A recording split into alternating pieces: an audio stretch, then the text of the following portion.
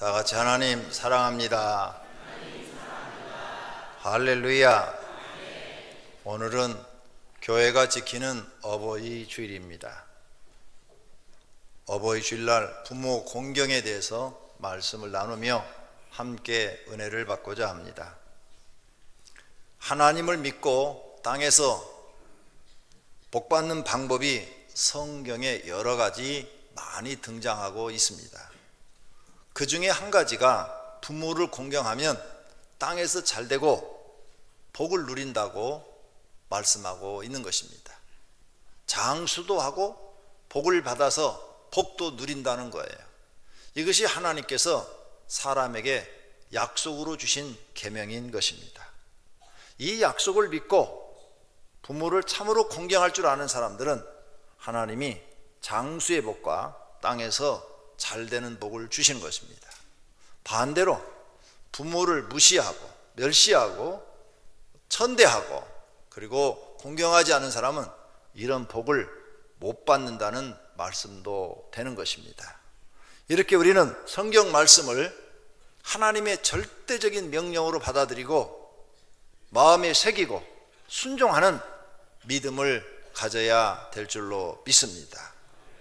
그렇다면 오늘 첫째로 부모를 공경하라는 말씀은 사람에게 주신 첫 번째 계명이라고 성경이 말을 하고 있습니다.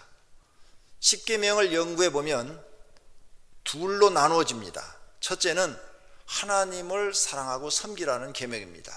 그것이 1계명에서부터 4계명까지 있습니다. 이 십계명이 얼마나 우리 생애에 중요하느냐? 성경의 모든 기록은 다 하나님의 종들을 통해서 기록됐습니다. 하나님께서 하나님의 종들에게 영감을 주어 너는 이렇게 기록해라 해가지고 모세오경이 기록된 겁니다.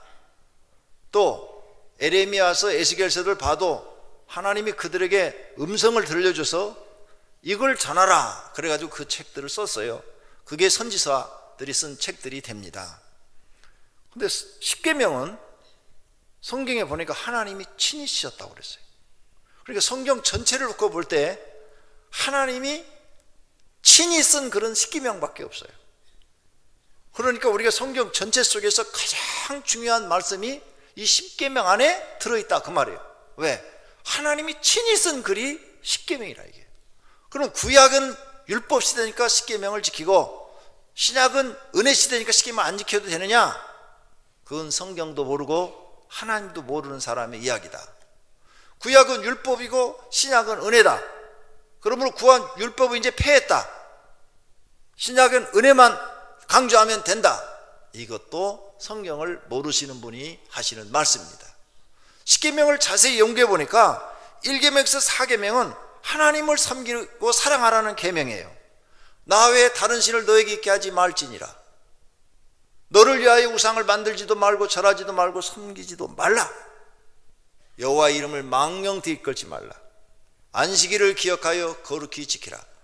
이것은 하나님만 사랑하라는 거예요. 너 다른 거 어떤 것도 하지 말고 하나님 사랑하고 하나님을 섬기라는 계명입니다. 그리고 5번째부터 10번째는 사람을 사랑하고 섬기라는 계명입니다. 그래서 5번째 계명이 부모를 공경하라. 그리고 살인하지 말라, 간음하지 말라, 도둑질하지 말라, 거짓 증거하지 마라, 내 이웃의 것을 탐하지 말라. 이렇게 10가지를 주셨는데 이게 전부 다 사람하고 관계된 그런 말씀들이에요. 이렇게 하나님을 사랑하고 이웃을 사랑하라는 것이 십계명 안에 들어있고 이 둘을 딱 합하면 사랑하라. 그러니까 십계명은 율법이 아니라 사랑하라는 계명이에요. 사랑하라. 신약도 요한복음을 보면 하나님이 사랑을 무척 강조하시고 사도 요한이 쓴 요한 1서 2서 3서를 보면 하나님은 사랑이라 이렇게 말씀하셨어요. 근데 구약도 보니까 하나님은 사랑이래. 사랑. 왜 이 계명을 주셨느냐? 우리를 너무 사랑해서 너희가 이렇게 살아야 바르게 사는 것이다, 가치 있게 사는 것이다, 보람되게 사는 것이다, 사람답게 사는 것이다. 그래서 십계명을 주셨다는 거예요. 할렐루야. 그러므로 신약이나 구약이나 율법이 아니라 하나님은 다 사랑이다. 하나님은 어제나 오늘이나 동일하시다. 변함이 없으시다. 이런 것을 우리에게 알려주시는 말씀인 줄로 믿습니다. 그렇다면 우리가 하나님을 사랑하는 계명 중에서 첫 번째가 나 외에 다른 신을 너에게 있게 하지 말지니라. 다른 신을 너에게 두지 말라는 거예요. 그렇지요. 하나님을 사랑하면 하나님 외에 다른 신을 두면은 그건 하나님 사랑하는 게 아니죠. 그게 네가 첫 번째로 할 일이다, 이렇게 말해요. 그러면 사람을 사랑하는 계명 중에서는 첫 번째가 뭐냐? 살인보다도 더 중요한 것이, 살인하지 말라 그랬는데 살인하지 않는 것보다 더 중요한 것이 뭐냐? 부모를 공경하라는 거예요. 그래서 에베소 6장 2절입니다. 내 아버지와 어머니를 공경하라. 이것이 약속이 있는 첫 계명이니. 이게 분명히 십계명에 보면 다섯 번째 계명인데 지금 뭐라고 그랬어요? 첫 번째 계명이라고 그래요. 첫 번째 계명. 첫 계명이니 이로써 내가 잘되고 땅에서 장수하리라. 할렐루야. 신약의 구약의 십계명을 지금 설명하고 있는데 부모를 공경하라는 이 계명이 약속 있는 첫 계명이라는 거예요. 그러니까 5계명이 사람과 사람 사이 지켜야 될 첫 번째 계명이라는 거예요. 첫 번째 계명. 이 계명을 네가 잘 되면 10계명에 있는 것처럼 내가 잘 되고 땅에서 장수하리라. 이렇게 신약에서 설명하고 있다는 거죠. 그러므로 사람을 사랑한다면 제일 먼저 할 것이 부모부터 사랑하는 것을 실천하라는 거예요. 그래야 하나님께 인정받고 땅에서 잘 되고 장수한다는 거예요. 할렐루야. 어떤 사람은 배우자를 무척 사랑해요. 남편이 아내를 사랑하고 또 자녀도 목숨을 바쳐 사랑해요. 그런데 부모에게는 무관심해요. 오늘 이 말씀을 대조해 보면 이것은 죄라는 거예요. 부모를 공경하지 않는 것은 죄라는 거예요. 또 어떤 사람은 고아원에도 가서 봉사를 하고 양로원에 가서도 하고 돈도 많이 보내주고 장애인도 도와주고 노숙자도 도와주고 불쌍한 이웃에게도 매우 잘해요. 그런데 부모님에 대해서는 무관심해요. 이것도 죄라는 말씀이에요. 그러니까 아무리 다른 이웃을 많이 사랑해도 부모님을 사랑하지 않는다면 죄라는 거예요. 이게 하나님의 가르침이에요. 우리는 이런 것을 성경을 통해서 깨달아야 됩니다. 하나님은 이웃에게 잘하라면 부모부터 공경하라고 말씀하시는 것입니다. 그래서 디모데후서 5장 4절 신약입니다. 만일 어떤 가부에게 자녀나 손자들이 있거든 그들로 먼저 자기 집에서 효를 행하여 부모에게 보답하기를 배우게 하라. 이게 뭐예요? 효를 행한다는 게 뭐예요? 공경하는 것을 먼저 배우게 하라. 그것부터 가르쳐라. 자녀를 가르칠 때 부모에게 효를 행하는 것부터 가르쳐라. 학교 가서 공부 잘하라. 공부 잘하라. 연인만 좋아해라. 연인만 좋아해라. 이런 거 가르치지 말고 부모에게 효부터 행하는 것을 가르치라는 거예요. 이것이 하나님 앞에 받으실 만한 것이라. 할렐루야. 하나님 말씀이 옳으면 아멘. 하나님 말씀이 옳으시면 아멘. 할렐루야. 우리가 이렇게 세상 자녀 교육을 다 시켰더라면, 대한민국 모든 백성이 이렇게 성경대로 자녀를 잘 가르쳤더라면 자녀가 부모를 해야 하는 이 끔찍한 사건들이 안 일어나죠. 그런 뉴스들을 우리가 들지 않겠죠. 근데 요즘 이렇게 교육이 안 돼 있기 때문에 너무나 끔찍한 뉴스들이 막 들을 때마다 가슴이 철렁 우리 새끼도 저럴까 봐 걱정이 되고 염려가 되는 이런 상황 속에서 우리가 지금 살고 있다는 것입니다. 그렇다면 두 번째로 어떤 부모인가?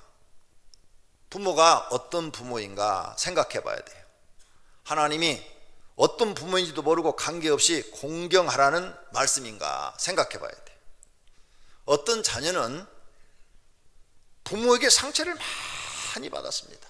부모가 어렸을 때부터 폭언을 하지요, 폭행을 하지요, 욕을 하지요, 저주하지요. 또 어렸을 때부터 막 나가서 막 고생을 많이 시키지요. 또 편애하지요, 이혼하지요. 막 이런 속에서 살다 보니까 자녀들이 상처가 너무 커서 부모에 대한 공경심이 다 사라져 버렸어요.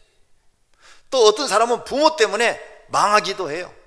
부모가 자식을 사기쳐요. 어떤 데는 자식이 부모를 사기치는데 어떤 특별한 가정은 부모가 자식을 사기쳐요. 자식을 이용해 먹어요. 얼마 전에 뉴스도 보니까 연예인인데 돈을 잘 버는 분인데 엄마가 딸을 이용해서 돈을 벌어가지고 그 돈 가지고 막 도박하고 다 날려버리고, 그리고 또 막 그 빚쟁이들 찾아오고 그거 빚 갚으라고 막 부모와 자식 간에 막 소송이 걸리고 막 이런 내용이 나오더라고요. 뭐 이런 것들이 있더라 이게. 또 어떤 부모는 도박을 해갖고 재산을 다 날려가지고 가정 식구들을 고통 속에 살게 하는 거죠. 어떤 부모는 사업하다가 빚을 많이 졌어요. 그래서 그 빚을 자식이 또 평생 벌어서 갚아요. 그러니까 막 자녀들이 부모님 생각만 하면 막 싫은 거예요. 왜? 그 빚을 자기가 다 갚고 나가니까 생활이 펴지질 않는 거예요. 희망이 없는 거예요. 어떤 가정은 성폭행도 있지요.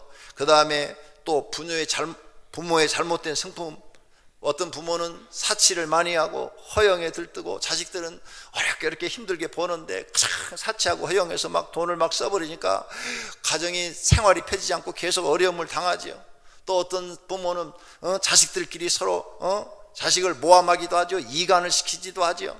또 자식이 지나친 책망과 지나친 간섭을 해가지고 결혼해서 사는 이 부부가 못 살 정도로 막 흔들어 버리죠. 그러니 이런 부모를 공경하겠느냐고 말이에요. 이런 부모가 있다면 이런 부모를 우리는 어떻게 해야 되느냐. 목사님, 우리 부모님은 이런데 이래도 공경해야 됩니까? 이렇게 질문을 하면 할 말이 없다 이게. 할 말이 어떻게 해라, 참 할 말이 없어요. 또 다른 부모도 있어요. 어떤 부모는 자식을 돈 받고 팔아버려요.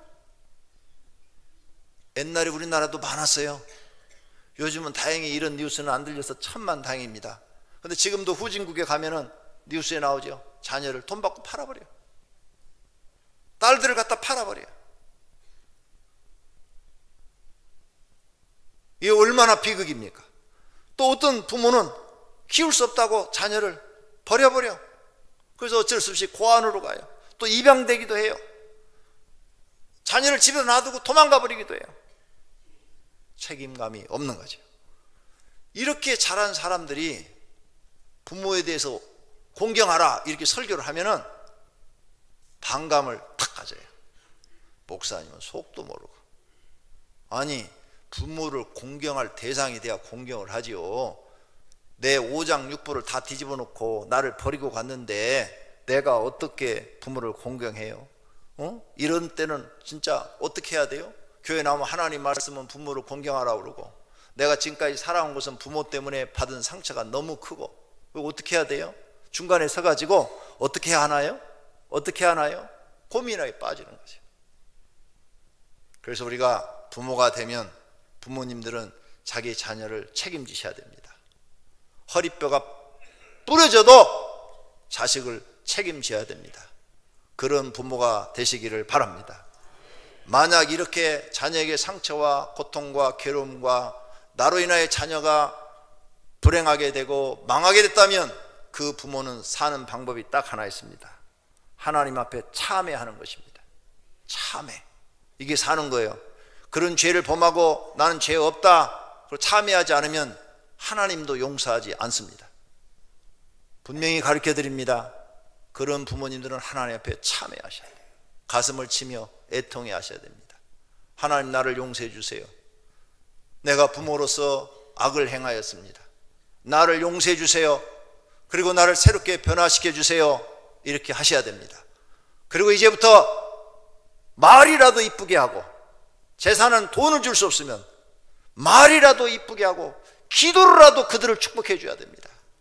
평생 내가 자식한테 해준 게 없으니까 하나님, 이제부터 내가 자식들을 만나면 말이라도 이쁘게 하고 내가 그를 놓고 축복해 달라고 기도하오니 하나님, 그의 모든 저주를 끊게 주시고 하나님, 나를 불쌍히 여기시고 그를 축복해 달라고 기도하셔야 될 줄로 믿습니다. 이게 그 부모가 사는 방법입니다. 성경은 죽이는 것만 있는 게 아니에요. 사람을 살리는 방법이 성경 안에 있습니다. 그대로 하면 누구든지 다 구원을 받고 살게 될 줄로 믿습니다. 그런데 이런 자녀는, 부모는 그렇게 하면 해결이 되지만 자녀는 어떻게 하면 좋습니까? 자녀는 아주 고통스러운 거죠. 성경을 읽어보면 부모를 공경하라고 그러는데 나는 도저히 공경하고 싶은 마음이 안 생기는데 어떻게 하면 되느냐 이게. 그때도 내 감정을 버려야 됩니다. 내 그 억울함을 버려야 돼요. 시편 27편 10절입니다. 내 부모는 나를 버렸으나 여호와는 나를 영접하시리이다. 할렐루야. 부모가 나를 버렸을지라도 여러분은 이제 진짜 참 아버지 하나님 아버지를 찾았습니다. 그러므로 하나님 아버지를 아버지라 부르시고 하나님을 아버지로 섬기신다면 그 아버지께서 여러분의 마음을 위로하시고 평안을 주시고 영생도 주시고 복도 주실 줄로 믿습니다. 육신의 부모는 여러분을 슬프게 했을지라도 우리를 창조하신 영의 아버지 하나님께서는 여러분을 복 주실 줄로 믿습니다. 할렐루야. 성경 말씀을 믿으시기를 바랍니다. 어떤 아이가 있었는데 어렸을 때 부모에게 버림을 받아 미국의 양자로 입양하게 되었습니다. 그가 이제 미국서 성인이 됐어요. 어른이 돼서 보니까 친부모를 찾고 싶은 거예요. 그래서 양부모한테 얘기하고 한국에 와서 친부모를 찾으러 모든 입양했던 그 기관에서부터 역으로 추적을 해가지고 봤는데 못 찾았어요. 고아원까지 다 뒤져봤지만 친부모를 찾을 수가 없습니다. 그래서 경찰에 협조를 구해가지고 또 친부모를 막 찾고 그래도 안 되니까 막 광고를 냈습니다. 친부모를 찾고 싶다고. 과거의 모든 일들을 용서했으니 자기를 만나달라고 광고를 냅니다. 그 당시에 나를 버릴 수밖에 없었던 어려운 환경이 있었다는 것을 이해하니까 만나달라고 합니다. 친부모를 보고 싶다고 합니다. 모든 것을 다 용서하고 이해했으니 한 번만 친부모를 만났으면 좋겠다고 합니다. 이것이 진정한 사랑인 줄로 믿습니다. 우리 기독교인은 여기까지 변화가 돼야 되는 겁니다. 안 되는 건데 성령을 받고 예수를 믿고 모든 잘못을 용서하고 그를 사랑하는 마음까지 일어나는 은혜가 있어지기를 축원합니다. 할렐루야. 어디 있는지 모르면 공경할 수 없으나 살고 있는 것을 아신다면 공경해야 합니다. 자신의 자아를 죽이고 하나님 말씀에 나를 복종시켜서 사랑해야 합니다. 그러면 하나님이 그 마음을 보시고 또 그 믿음을 보시고 그 사람에게 더 많은 은혜와 복을 주실 줄로 믿습니다. 세 번째로는 배우자나 자녀에게 잘하면 복을 준다는 말씀이 십계명 안에 없습니다.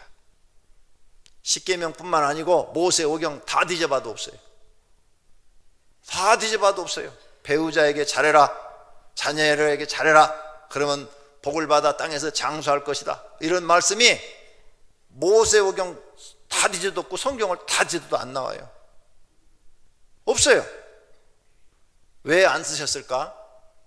사람은 결혼하면 서로 배우자에게 잘하려고 합니다. 사랑하지 말래도 둘이 알아서 사랑을 해요. 날마다 같이 얼굴 쳐다보고 보고 사는데 보통 가정들은 다 서로 노력을 하지요.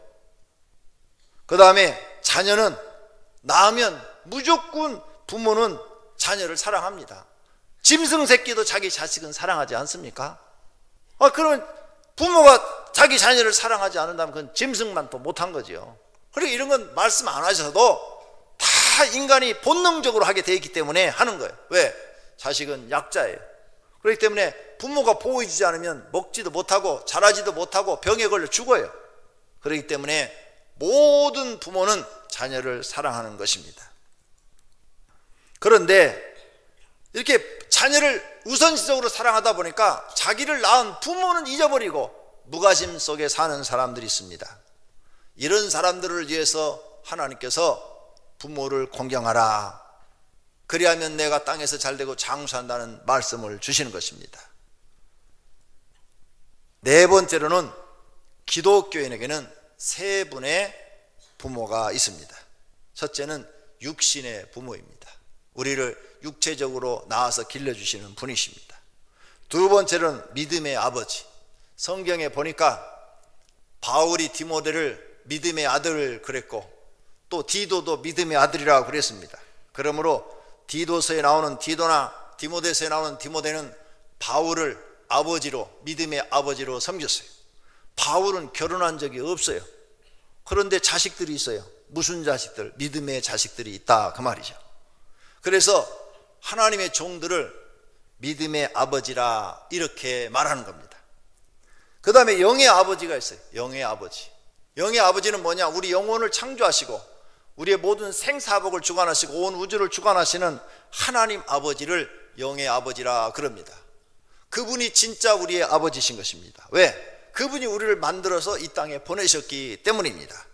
그런데 우리는 이 사실을 모르고 살았어요. 그러다 이제 성경을 배우니까 우리를 창조하시고 이 땅에 보내신 분이 하나님 아버지라는 사실을 알게 됐어요. 그래서 예수님도 하나님을 부를 때 하늘에 계신 우리 아버지여, 우리 아버지라고 부르라고 그랬어요. 로마서에 가니까 바울도 하나님을 아버지라 부르라 그랬어요. 그렇게 하나님을 전부가 다 아버지라 이렇게 부르라 했습니다. 실제적으로 그분이 우리의 아버지십니다. 히브리서 12장 9절도 이렇게 써놓습니다. 또 우리 육신의 아버지가 우리를 징계하여도 공경하였거늘 하물며 모든 영의 아버지께 더욱 복종하며 살려 하지 않겠느냐. 영의 아버지, 여기 아버지는 누구를 말씀하십니까? 하나님 아버지를 말씀하시는 줄로 믿습니다. 영의 아버지가 누구냐? 우리 영혼을 창조하신 분, 우리를 만드신 분이 아버지라고 말해요. 그러므로 여러분이 교회를 다니면서 목사님을 갖다가 영의 아버지, 사모님을 갖다가 영의 어머니 이렇게 표현하는 것은 큰 실수를 하시는 겁니다. 성경을 잘 모르고 하시는 거예요.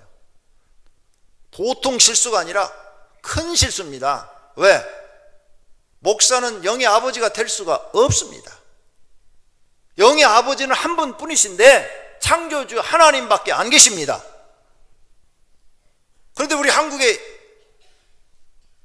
어머니 하나님이 생겼어요. 그 유명한 장길자씨 이단. 그래, 이 문제가 심각합니다. 또 거기에 속아 넘어가는 사람들이 참 많아요.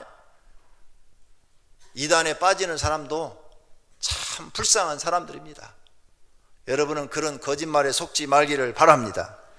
그러므로 교회는 이와 같이 교인은 이제 교회에 나와서 세 분의 아버지를 섬기고 공경해야 됩니다. 육신의 아버지를 섬기고 믿음의 아버지를 섬기고 영의 아버지를 섬겨야 되는데 제일 잘 섬길 분은 영의 아버지신 하나님 아버지신 줄로 믿습니다.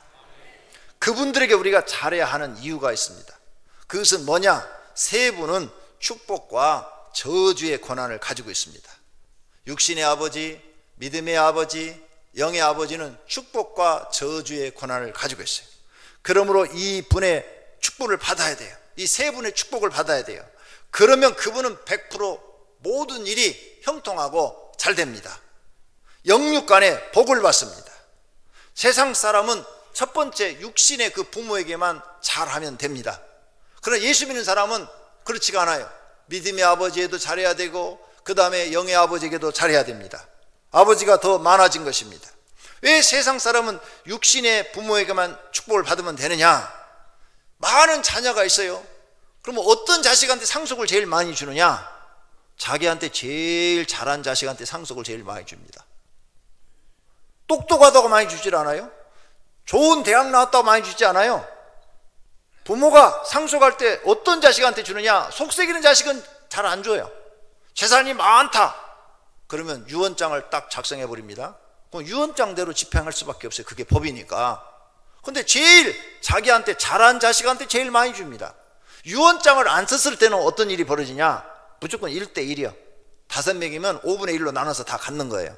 근데 유언장을 딱 써버려요. 그리고 가서 공증을 딱 해버리면 그대로 하는 거예요. 나한테 잘하는 셋째 이놈이 제일 잘했다. 내 재산의 10분의 9를 주어라. 그럼 10분의 9가 글로 가는 거예요. 그러니까 부모한테 잘해야 부모한테 축복을 받는 거예요. 부모한테 못하면 축복이 없어지는 것입니다. 창세기 말씀에 보면 노아가 축복과 저주하는 장면이 나옵니다. 노아가 실수를 했어요. 술 먹고 술 취해가지고 잠들었는데 옷이 벗겨져 가지고 하체가 보였어요. 이것을 아들 함이 보고, 아버지가 술 취해가지고 저 무슨 망신이야? 하체가 보이게? 아유 아버지, 아유 술 잡수니 노망 드셨나 보다. 그래가지고 형들한테 가서 얘기를 했어요. 그래서 형들이 아 그러냐? 그럼 빨리 가서 덮어드려야지. 그래갖고 덮을 것을 가지고 아버지 하체를 안 보려고 뒤로 뒷걸음을 쳐가지고 가가지고 덮었다 그랬어요. 노아가 일어나서 보니까 이 상황을 알게 됐어요. 그래? 함 이 녀석 봐라. 아버지가 하체를 그렇게 보였으면은 나발거리고 돌아다닐 게 아니라 빨리 와서 덮어줘야지. 이게 나발거리고 돌아다니다냐? 못된 놈. 그래갖고 저주를 내렸는데 창세기 9장 27절에 보니까 가나안을 저주했어요. 가나안은 누구냐? 함의 아들이 가나안이다 그랬어요. 그냥 손자를 저주한 거예요. 손자를 저주했어요. 그래서 그 가나안 즉 손자는, 함의 아들 가나안은 종이 되기를 원하노라 이렇게 저주를 내렸는데, 이 저주가 그들을 임해서 그 가나안의 후손들은 백인들에게 종이 되고 또 동양인들에게도, 항인종에게도 종이 되고 지금까지도 종생활을 한다고 성경학자들이 말을 해요. 그래서 그 후손을 연구해 보니까 그 가나안 그 족속의 후손 중에 흑인이 나왔더라. 그래서 흑인들은 보면 세계 어느 나라 가도 종살이를 주로 하더라. 이렇게 성경학자들이 써놓은 기록을 보게 됩니다. 근데 실수는 누가 했는가 하면 아버지가 잘못했어요. 술 먹고 하체가 벗겨진 줄 모르고 자는 것도 실수했고, 그 다음에 아들이 잘못했어요. 함이. 근데 그럼 함을 저주해야지 지 아들은 내버려 두고 왜 손자를 저주해? 그것도 실수한 거야. 실수는 전부 노아가 있는데 저주는 손자가 다 받았네. 이건 뭐냐? 아버지의 말의 권한이 그만큼 강하다는 거예요. 아버지의 축복과 저주가 그만큼 강하다는 거예요. 그래서 이 창세기 9장을 읽어보면 함 말고 셈과 야벳이 있는데, 셈과 야벳은 축복을 해요. 두 자녀는 축복을 해줘요. 그랬더니 그들은 전부가 다 그 후손이 다 찰되는 족속이 돼서 복을 받아 살았다 그 말이에요. 그러니까 이 부모의 축복과 저주의 권한이 얼마나 강한지를 우리에게 알려주시는 장면이에요. 아브라함한테도 그러셔요. 똑같이 이게 계속 흘러내려옵니다. 다윗에게 많은 자녀가 있어요. 70명 이상의 자녀가 있어요. 그럼 누구한테 축복이 내려가요? 솔로몬한테. 오늘 여러분 부모에게 잘하시고 부모에게 축복을 받는 분들이 되시기를 바랍니다. 할렐루야. 사무엘상에 보면 제사장 사무엘이 나옵니다. 사울 왕을 축복하는 것과 저주하는 장면이 나와요. 그냥 평범한 청년이었는데 사무엘이 사울 왕을 만나서 너는 이제 이스라엘의 왕이 될지어다 하고 선포하고 그에게 기름 부었더니 정말 왕이 됐어요. 그랬는데 왕이 된 다음에 블레셋과 여러 전투에서 이겼어요. 그런데 또 블레셋이 또 쳐들어와. 그래서 블레셋과 이게 전면전을 하게 됐는데 사무엘이 와서 제사를 드려주기로 했는데 시간이 돼도 안 오는 거예요. 아니 시간이 되면 와야 될 거 아니에요. 근데 안 와. 사울왕이 아무리 기다려도 안 오는 거야. 아니 선지자께서 빨리 와서 이게 하나님께 제사를 드려주고 이 전쟁을 해야 됩니까 말아야 되니까 물어보고 응답을 줘야 우리가 나가서 목숨 걸고 싸우는데 안 오니고 저쪽 블레셋 군대는 그냥 엄청나게 숫자가 많고 우리는 너무 적고 난리가 난 거야. 마음이 급해서 사울왕이 대신 제사를 딱 드려버렸어요. 제사를 드리고 나니까 그때서야 사무엘 선지자가 오는 거예요. 와서 보니까 자기가 해야 될 일을 왕이 딱 월권을 해버렸네. 그러니까 막 사무엘이 막 화가 나가지고 지금 이 말을 하는 거예요. 사무엘상 13장 13절 사무엘이 사울에게 이르되 왕이 망령되게 행하였도다. 지금 왕인데 선지자가 반말을 딱 해요. 존댓말 아니잖아요.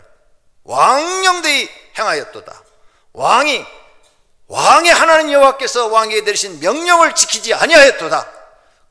그리하였더라면 여호와께서 이스라엘 위에 왕의 나라를 영원히 세우셨을 것이거늘 지금은 왕의 나라가 길지 못할 것이라. 이게 지금 화가 나서 하는 말이요, 기분이 좋아서 하는 말이야? 화가 나서 하는 말이에요. 이대로 돼버려. 사울왕은 왕 기간이 짧아지고 그 자손이 다 망해버리고 안 돼요. 왜 이렇게 돼요? 하나님께서 사무엘에게 축복을 하셨어. 사무엘상 3장 19절에 사무엘이 자라매 여호와께서 그와 함께 계셔서 그의 말이 하나도 땅에 떨어지지 않게 하시니. 무슨 말을 나오든 그대로 시행하시겠다는 거예요. 축복하면 축복을 시행하시고 저주 말을 하면 저주가 그대로 시행하시겠다는 거예요. 이 말을 예수님께서 베드로에게도 하셨어요. 네가 땅에서 매면 하늘에서도 매일 것이요, 네가 땅에서 풀면 하늘에서도 풀 것이라. 목사가 좋아서 섬기는 거 아니에요. 목사가 뭐 존경스럽고 이대해서 섬기는 거 아니에요. 하나님이 종들에게 이런 권한을 주어서 하나님의 백성을 다스리게 하신 거예요. 다스리게. 그렇기 때문에 싫든 좋든 믿음의 아버지를 사랑하고 공경해야 되는 것입니다. 사람이 하나님을 두려워하고 공경해야 될 이유가 뭐냐? 하나님이 축복과 저주의 권한을 가지고 있기 때문이에요. 하나님의 종들을 두려워하고 공경해야 될 이유가 뭐냐? 똑같아요. 하나님이 그들에게 축복과 저주의 권한을 주셨기 때문이에요. 부모를 두려워하고 공경해야 하는 이유가 뭐냐? 똑같이 하나님께서 부모에게 축복과 저주의 권한을 주셨기 때문이에요. 여기 부모님들 계세요. 여러분 자녀 중에서 어떤 자식이 지금 제일 그 자녀 중에서 잘 삽니까? 부모가 늘 좋은 말 해준 자녀가 제일 잘 살아요. 그리고 부모가 저 새끼는 빌어먹을 놈이야, 그러면 계속 빌어먹고 있어요. 지금도 남한테 꾸어서 살고 있어요. 저 녀석은 싸가지가 있어, 내 자식이만 앞으로 될 거야. 이렇게 여러분이 좋은 말 해준 부모는 자식은 지금 다 밥 먹고 살아요. 여러분이 평상시에 하시는 그 말씀대로 자녀가 되어지니까 아무리 속에서 화가 올라와도 이 빌어먹을 놈아, 연병을 놈아, 돼질 놈아 이런 얘기는 하지 말라고요. 그러니까 길거리에서 객사하는 거예요. 돼질 놈이라고. 그러니까 그리고 이 부모의 이 입에 축복과 저주가 달려있는데 말을 너무나 함부로 한다는 거예요. 말을 너무나 함부로. 이제 성경을 알면 절대 함부로 하지 마세요. 아시겠습니까? 속 막 썩이면 확 껴안고, 아들아, 나는 네가 하나님께서 너를 쓰실 줄로 믿는다. 할렐루야. 그렇게 해주세요. 제가 그 가난했을 때, 너무너무 가난하고 어려울 때 어머니가 기도하면서 나한테 해준 말이 있어요. 그게 뭐냐? 너는 하나님이 큰 종으로 쓰신단다. 배가 고파서 죽겠는데 맨날 나는 목사 되겠다는 말도 안 하고 목사 하기도 싫은데, 아니 나는 장로 되게 해달라고 기도했는데 우리 어머니 여기 계시는데 너는 앞으로 하나님이 큰 종으로 쓰신다는 거예요. 아니 나는 큰 종인 거 보고 당장 배고픈 거 하나 해결됐으면 좋겠어. 그러니까 그때부터 어머니가 나를 축복하신 거죠. 근데 그 축복이 이루어진 줄로 믿습니다. 할렐루야. 그러므로 사랑하시는 성도님들, 여러분이 입에 축복이 있습니다. 여러분 자녀를 날마다 기도로 축복해 주시기를 바랍니다. 할렐루야. 그 다음 저주를 푸는 방법이 있어요. 부모에게 저주받아서, 여러분이 어렸을 때부터 막 상처받고 앞에서 말한 것처럼 그런 고통받고 괴로움을 받다 보니까 부모에 대한 존경심이 사라지고, 그러다 보니까 막 나가서 방황하고 멋대로 살고, 그렇게 해서 어른이 돼서 30, 40 됐는데 정말 되는 게 없는 거야. 그리고 자기도 이미 부모처럼 술 먹고 행패 부리고 이런 사람이 바뀌어버린 거야. 가정에 충실하지도 못한 사람이 돼버린 거야. 자기도 모르게 부모와 똑같은 삶을 살고 있는 거예요. 왜요? 저주받았으니까. 근데 이 저주를 축복으로 바꿔야 된다. 축복으로 바꾸는 방법이 있다. 나보다 더 큰 권한을 가지신 분이 나를 축복하시면 그분이, 그 축복이 이루어지면 저주가 끊기는 거예요. 근데 우리에게 가장 큰 축복의 권한을 갖고 계신 분이 누구냐? 하나님이시다. 이게. 그래서 육신의 부모한테 나는 축복을 못 받고 살아서 지금 사는 게 너무 어렵다 이게요. 되는 일이 없고 세상 사는 게 너무너무 힘들고 나도 우리 아버지처럼 그렇게 지금 살고 있다 이게요. 이거 끊어버려야죠. 이제 교회 나와서 하나님께 축복을 받아야 돼요. 아시겠습니까? 교회 나와서 하나님께 축복을 받아 이 저주가 끊기는 거예요. 하나님께 축복을 못 받으면 여러분 그 저주 아래서 살다가 죽는 거예요. 그러니까 내 이 저주를 끊을 수 있는 것은 하나님밖에 없다, 믿으시기를 바랍니다. 그래서 교회 나와서 이제 하나님께 미치셔야 돼요. 하나님을 아버지 아버지 부르면서 하나님께 미쳐야 돼요. 그래야 하나님이 여러분을 축복하셔야 됩니다. 그래야 부모로부터 내려오는 그 저주가 다 끊기고 여러분의 삶이 바뀌기 시작합니다. 마음도 편안해지기 시작하고 그 분노와 억울함 이런 것도 다 치유가 되고, 아시겠습니까? 그 치유돼야 돼요. 어렸을 때부터 자란 그 분노, 억울함 이거 누가 치유해 줍니까? 세상 어떤 누구도 치유 안 돼요. 술 갖고도 치유 안 되고 담배 갖고도 안 되고 뭘로도 안 돼요. 마약으로도 안 돼요. 하나님이 치유해 주셔야 돼요. 그러니까 교회 나와서 하나님의 은혜를 사모하셔야 돼요. 그래서 하나님의 은혜 탁 받으면 그런 모든 아픔이 그냥 가슴에서 싹 빠져나갑니다. 억울함이 다 빠져나가요. 그리고 마음에 평안함이 생기고 새 소망이 생기고 새 힘이 생기는 줄로 믿습니다. 그래서 육신의 부모로부터 저주를 받은 사람은 이제 교회 나와서 믿음의 아버지로부터 축복을 받아야 돼요. 아유, 성도님 열심히 신앙생활하니까 하나님께서 축복하시겠습니다. 아유, 자매님, 아유, 자매 이렇게 새벽기도 열심히 하는 거 보니까 이제는 축복 받겠습니다. 하나님께 복 받으십시오. 이렇게 여러분이 자꾸 축복을 받아야 돼. 이제는 그래야 저주가 끊기는 거예요. 그리고 이제 하나님 마음에 들도록 충성하고 하나님 앞에 헌신해 버리면 하나님께서 모든 악의 무리, 사단의 무리를 다 끊어버리고 여러분을 복주어서 물질적으로도 풍족하게 하실 줄로 믿습니다. 그러므로 우리 몸속에, 우리 생활 속에 흐르고 있는 이 엄청난 저주, 이걸 끊을 분은 하나님밖에 없다는 거예요. 그리고 우리 교회 잘 온 거예요. 왜? 이것을 끊고, 저주를 끊고 축복으로 바꿔줄 분은 하나님밖에 없는데 정말 잘 찾아 나온 거죠. 우리 발걸음이 제대로 온 거지요. 이제 성경 말씀 믿고 살시기만 하면 여러분은 저주가 풀리고 복 받는 사람이 될 줄로 믿습니다. 다섯 번째로는 십계명의 6번째부터 10번째까지 다 지키면 복 준다, 이런 말씀 없어요. 살인하지 말라, 간음하지 말라, 도둑질하지 말라, 거짓말하지 말라, 이웃의 것을 탐하지 말라, 다 지켜도 복 주겠다, 이런 말씀 한 군데도 안 나와요. 그런데 부모를 공경하라, 여기만 복 주겠다, 이 말씀이 나와요. 이 말은 뭐예요? 이런 것보다 더 소중한 말씀이다, 그 말이에요. 어? 살인, 간음, 도둑질, 거짓말, 이웃의 것을 탐하는 것, 이런 것보다 더 소중한 것이 뭐냐? 부모를 공경하라는 것이다. 그러니까 교회는 부모를 이렇게 공경을 가르치는데 제사 안 지낸다고 부모에게 불효한다고 생각을 해요? 돌아가신 다음에 제사상 차리면 무슨 소용이 있어요? 아무 소용없어요. 아무 소용없어. 살아있을 때 잘해드려야죠. 제사상 값을 살아있을 때 드리세요. 생일날. 그게 잘하는 거죠. 그게. 돌아가신 다음에 제사상 잘 차리면 거기다 굴비 갖다 놓으면 부모님이 잡수세요? 살아있을 때 굴비 사다 드려요. 살아있을 때. 살아있을 때는 속만 빡빡 썩이다가 돌아가신 다음에 굴비 사다 주면 무슨 소용이 있냐고요? 아무 소용없어요. 그러면 성경이 제대로 잘 가르치는 겁니까? 공자가 제대로 잘 가르치는 겁니까? 죽은 다음에 제사상 잘 차리라는 게 그게 잘 가르치는 거예요? 아무 소용없는 거예요. 아무 소용없는 거. 나는 성경을 연구하는 목사로서 성경을 연구해 보니까 성경처럼 진리가 없어요. 성경 말씀만이 진리예요. 할렐루야. 오늘 여러분 부모를 공경하셔서 이제 복 받으시기를 바랍니다. 어떤 사람들은 부모 것이 내 것이라고 막 쓰고 막 도둑질하는 사람이 있는데 그것도 죄라고 성경에 말합니다. 잠언 28장 24절에 부모의 물건을 도둑질하고서도 죄가 아니라 하는 자는 멸망을 받게 하는 자의 동류라 그랬어요. 결론으로 어버이 주일에 깊게 생각해 보아야 합니다. 하나님을 믿으니 내 생각을 버리고 하나님의 말씀에 순종하면 복을 받습니다. 신명기 10장 16절에 그의 부모를 격렬히 여기는 자는 저주를 받는다고 그랬어요. 그러니까 부모를 격렬히 여기지 마세요. 무시하지 말고 아무렇게나 취급하지 마세요.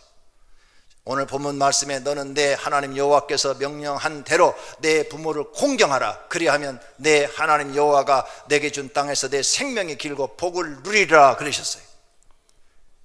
과거에 잘못한 것은 회개하고 지금부터라도 잘해야 될 줄로 믿습니다. 그러면 하나님은 저주를 끊으시고 복 주실 줄로 믿습니다. 모두가 부모를 공경하시고 장수하시고 복을 누리시기를 축원합니다. 오늘 말씀을 생각하며 통성으로 하나님 부모를 공경하게 해 주시옵소서 하고 기도하십시다.